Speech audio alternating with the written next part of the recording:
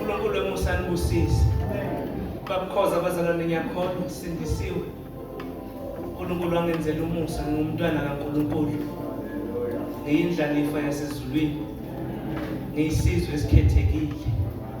Angifani nabanye abantu emhlabeni. Kodwa ngilihlanga elingcwele kaNkulunkulu. Ngimiselwe nakubungcwele. Ngimiselwe futhi ukungena enkazimulweni. uNkulunkulu emusa anibusise. Ngibingelela umfundisi, ama-elder, obaba, omama, komiti abantu abasha.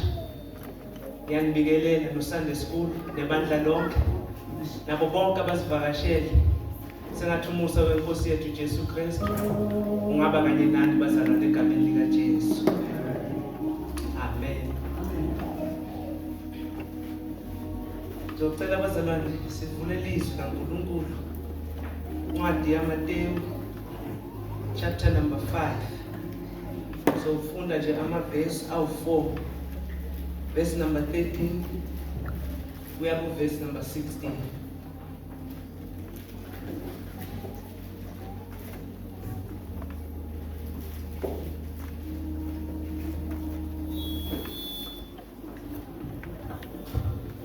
Ngokuka Matthew 5 verse 11. Verse 13. Nina ningusawoti womhlaba. Kepha uma usawoti edumele, ubusawoti bavuswa ngani na? Akasasizi lutho. Kuphela ukulahlwa ngaphandle, anyathelwe ngabantu. Nina ningukukhanya kwezwe. Umuzi owakhe entabeni ngesitheki. Nomuntu kasokhela isibani asibeke phansi kwesitsha. Kodwa usifaka othini khona siyabakhanyisela bonke abasendlini. Kanjalo makukhanye ukukhanya kwenu phambi kwabantu, ukuba babone imisebenzi yenu emihle, badumise uYihlo osezulwini. Amen. Sibonge. Izwi lakho Nkulunkulu egameni likaJesu Kristu waseNazaretha lingamadoda asiqondisayo endleleni idala ongekho kule khona. Impela liyaphunza isimba balihlane egameni likaJesu Kristu waseNazaretha. Uthe Nkulunkulu wethu umuntu kayikuphila ngesinkwa sodwa, kodwa nangamazwi aphuma emlonyeni wakho Nkulunkulu. Izwi lakho Nkulunkulu lingukukhanya Nkulunkulu endleleni yethu, liyisibane enyaweni zethu. Egameni likaJesu Kristu waseNazaretha, yiba nomntwana wakho Nkulunkulu egameni likaJesu, belilahlelo umlilo endlebeni zakhe egameni likaJesu Kristu. Amen. Amen. Ngaqhubeka ngifisela ubaba a very happy Father's Day. Sengathi singabashayela izandla bazalwane.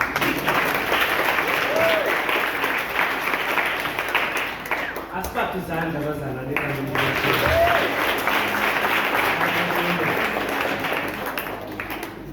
Yabona uma ngabe abantu uNkulunkulu ebadala, owesilisa nowesifazane, nakadala uAdam noEva, wabadala labantu balingana. There is equality kulabantu. Akekho inferior kulomunye, akekho superior kulomunye. Wabenza labantu balingana, bangumfanekiso kaNkulunkulu bonke. Kodwa nansi into abeseyenza kowesifazane nowesilisa, wabanikeza ama-responsibility, ama-role angafani. Bengalingana ukulingana, kodwa ama-responsibility abaphawona uNkulunkulu awefani ama-responsibility. uNkulunkulu emusa nibusise. Uthi yena Paul, yabona abantu bebeshadile, indoda nomfazi. Ngoba uyinjongo yaNkulunkulu bazana nokuthi ngayibekisa kanjani, ngoba injongo yaNkulunkulu uthi akukabi nomuntu okhula ngaphandle kwesandla sababa nomama. Injongo yaNkulunkulu le ukuthi umuntu uthi makazalwa ephume ekhule impilo yakhe yonke ngaphansi kwesandla sabani, sabazali, hayi somzali kodwa sanibazalwane sabazali. Injongo yaNkulunkulu le. Kodwa ngoba thina sikhohlakele ngendlela esikhohlakele ngayo siyayiphambanisa lento. Akuyena uNkulunkulu eliphambanisayo, kodwa yithi esiphambanisa. Ngilethe nansi indaba ukuthi uNkulunkulu makabenza labantu ukhuluma nansi indaba. Bafazi thobelani amadoda enu kuphi enkosini. Nasibe singibusisa la. Madoda thandani omkeni.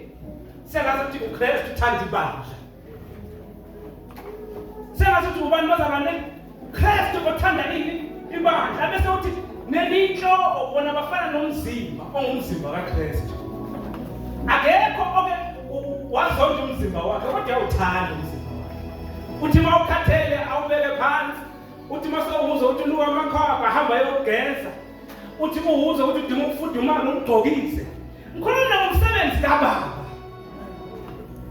Irresponsibility yokuthi akabe nalothando, ungalona uthando alifunde ezweni, nalona uthando lumenyezela kozweni, kube uthando alifunde enkosini. Kube uthando alifunda kubazalwane enkosini.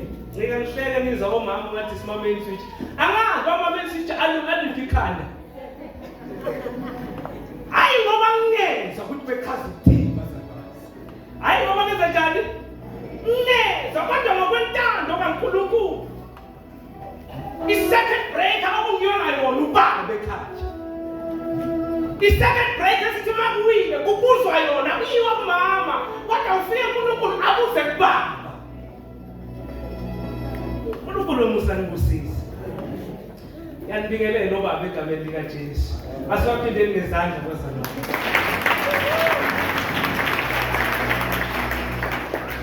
Siyaqhubeka bazalwane nenkonzo yethu. Finding your identity in Christ. Yabona umuntu uma seambulekile identity yakhe ngiyibeka kahle bazalwane. Uma umuntu sekambulekile ngani bazalwane ngeidentity yakhe. I-identity umuntu akazakheli. I-identity umuntu akangene effect ayimanufacture ngokwakhe. I-identity umuntu akubi ikhwepha zakhe identity yakhe umuntu. Kodwa i-identity is bestowed upon you. I-identity uyambulela yona aphezu kwakho. Siphila kulelizwe abantu befuna i-identity yabo imihla nemalanga.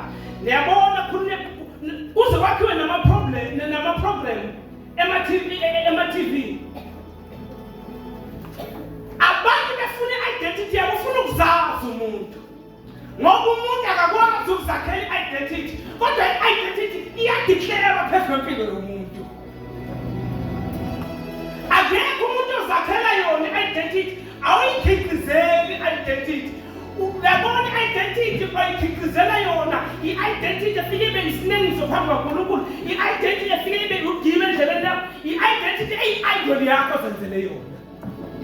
But the identity yethu njengabantwana baNkulunkulu, it is declared upon our lives. Iyamenyezela ngaphezu kwempilo yethu. Na imenyezela akukho demon enyama lapho, akukho mathesisi akinyama khona lapho, akukho nanalo kunema khona lapho. Samenyezela futhi akusoze kwathi. Lona uqala umsebenzi wokufeza. Yamenyezela nathi identity. Akunasona simendleleni yakho uyayilima lendlela uyilima uyafika ekhaya noma ungagileka endleleni kodwa i-identity ibizele ekhaya. Kanti wena ungubani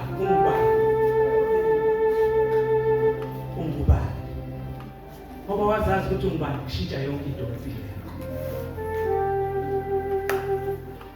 Ngiloko ngiyaphindelela ngifuni thiyo wabukhoza ufike wathi ngokwentondo yakhe identity lo ngifuna sizwe lezwi laNkulunkulu. Uthi uNkulunkulu yena uthini identity yethu? Simthola uyafundisa. Incwadi yaMateyu. Le ndaba iqala kuverse number 13 iye ku16 kodwa iqala kuverse 1. Ihamba uyamemezela okokuqala. Lithi zaNkulunkulu wavula umlomo wakhuluma nankamazwi ubusisiwe ompofu. Ngokuba umbuso kaNkulunkulu ngowakhe. Babusisiwe laba abalilayo abayawududuzwa. babusisiwe abamnene bayakulidla ilifa lasezulwini. Babusisiwe abalambayo nabomela ukulunga.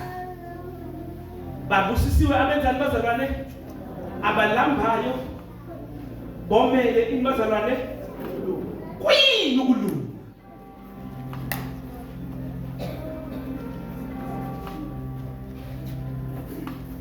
Ngokuba bayaneliswa. Eqhubeke memezele nazi ibusiso. Umemezele nazi izinto uNkulunkulu kubantwana bakaIsrayeli bahleli isiqubu sonke ngasentabeni. Kwedlula lapho amehlo akhe ngoba esithandile nasi isiqubu. Kodwa amehlo akhe khona bathande kwedlula lapho bonke abakhona abanye. Ikhona le-12 emela ngaphambi kwakhe ifuna ukuthi ayizwe nazi izinto. Abese ukhuluma nangamazwi. Uverse number 13 awusiphindele futhi. Nina ningusawoti womhlaba. Kepha uma nina ningusawoti womhlaba. Aniyakuba ngusawoti. Angeke nakhipha kweshumi bese niba usawoti. Angeke naphakamisa isandla kuJesu inkosi bese niba usawoti. Angeke najoyina amafomu ebandla bese niba usawoti. Angeke ngoba kuthiwa soshadile sawuzoba usawoti. Cha, akukho enikwenza ngumsebenzi kaNkulunkulu lona. Ngoba ungumsebenzi kaNkulunkulu ube siyadeclare athi nina nisawoti wanalelizwe. Abe siyadeclare nina nikukhanya wanalelizwe. Nina nisawoti wanalelizwe. Nina niyini nikukhanya wanalelizwe. Now futhi incwadi yaPetro yokuqala chapter number 2 verse number 9. Nina nisizwe esikhethekile nabo bonke. The reason why ningabantwana baNkulunkulu is to manifest inkazimulo kaNkulunkulu. Yiko nina nisembuso.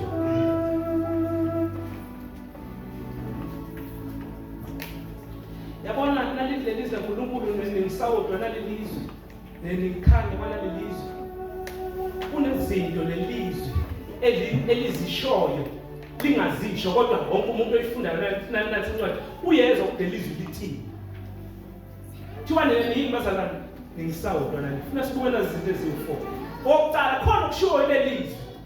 Kodwa kubhaliwe la. Kodwa wonke umuntu ohlenda uyayizwa lento eshiwo lelizwe. Nini bazalwane ningisawodi nini nikukhanya kwanelizwe. Lelizwe kaNkulunkulu uyayizwa lento enhlizweni yakho, uyayisizwa isisindo sayo lento enhlizweni yakho. Kusho ukuthi akona wonke umuntu ongisawoti ezweni. Akona wonke umuntu ongukhanya ezweni. Kodwa nina ningisawoti, nina ningukhanya. Yini indaba kube nosawoti, usawoti nemsebenzi eminingi. Kodwa injongo yaJesu makakhuluma ngalathi indaba nani, usawoti upreserve izinto zingonakali, zingangeneli corruption, zingaboli izinto. So kusho ukuthi indlela eyikhuluma uNkulunkulu lelizwe li-undergoing corruption, lelizwe liyabona. Akayisho kodwa siyayizwa elisho. Nangabe kudingeka sawoti ukuthi sibe ngosawoti ukuthi khona konakalayo ezweni. Uma kuthiwa thina singukhanya balizwe thathe kunabumnyama ezweni. It is implied. Iyasivelela lento it is implied. So buka lokho kuqala okumplana ilizwi kaNkulunkulu. Bese sibuka iplan kaNkulunkulu ukuthi yini ngawo konke lokho akushoyo uNkulunkulu. Bese sibuka nepurpose ukuthi akhulume nawo abantu. Let's speed there. Says verse number 13. Nina ningusawoti womhlaba. Kepha uma usawoti edumele ubusawoti bawuvuswa ngani na? Akasasizi lutho.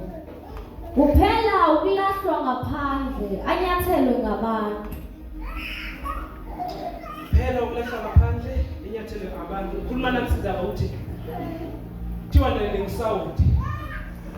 Ufuna ukukhumbule ngethemini uhleli nabantwana bakaIsrayeli. Bayawazi usawoti abantwana bakaIsrayeli. Ngendlela thina siwazi ngayo. Kodwa usawoti benza njani? Bayawazi. Uthi kwakuyini eligugu kangakanani. Amanje nike niyibone lenyama ukuthiwa ibiltong. Ayiphekwanga ngithi basakala. Kodwa injani ipresent. Inomsoco ukhona khona lapha. Wonke lo msoco usesekhona khona lapha kodwa ipresent wengane uzothi inga-undergo i-corruption. Ingaboni. Bazalwane nenajwayele igama le-corruption, i-corruption ukhulunywa nge-ANC eyebimali nabantu abebimali. Lizwi laNkulunkulu malikhuluma nge-corruption alikhulumi ngalokho. Lizwi laNkulunkulu malikhuluma nge-corruption lena sisithombe naso. Lesithombe sesento e-undergo ukubola iyasuka ku-state ebeyimsona iguquke ingaphinde ibe se-state ebeyimsona kwi-corruption siyabonakala izinto lapho. Yabona makuthiwa isilwane sifile noma ngabe kuyini isilwane yasibona lapha sifile si-undergo i-decay, si-undergo i-corruption emzimbeni waso. Sishintsha iform, silahlekelwa i-identity, silahlekelwa ilento ebekuyiyona yona. Siveza izinto ezingakabe yibonakala kuzona. Ukuba noguquko lapho and maseyiqalile le corruption ayikwazi ukureversa, le process ayikwazi ukuguquka ibuyele emuva. Lithi lemizwa uNkulunkulu lemizwa siphila kulona. Lama motivation ezothola ngaleli lizwe. Le mfundisi asiyithola ngaleli lizwe. Imfundisi undergo i-corruption. Imfundisi expire. Imfundisi enganayo inguna phakathi. Imfundisi ephelela isikhathi. Lama morals afundisa ngaleli lizwe. Nako konke okufundisa ngaleli lizwe. Uyadikeya ku-undergoa i-decay. Labantu ngeke bafike kubuso naNkulunkulu kuyonakala lapho. And uthi naNkulunkulu nina nimsodwa nalelizwe uthi stop lento leyo. Yilento leyo. Nina nimsodwa nalelizwe. Uneplan uNkulunkulu. Iplan ubafaka embusweni waNkulunkulu. Sebayazazi ukuthi bawobani. Athi angabafaka embusweni waNkulunkulu, izinkanyezi zikhona, abantu bakhona, nezihlahla zikhona.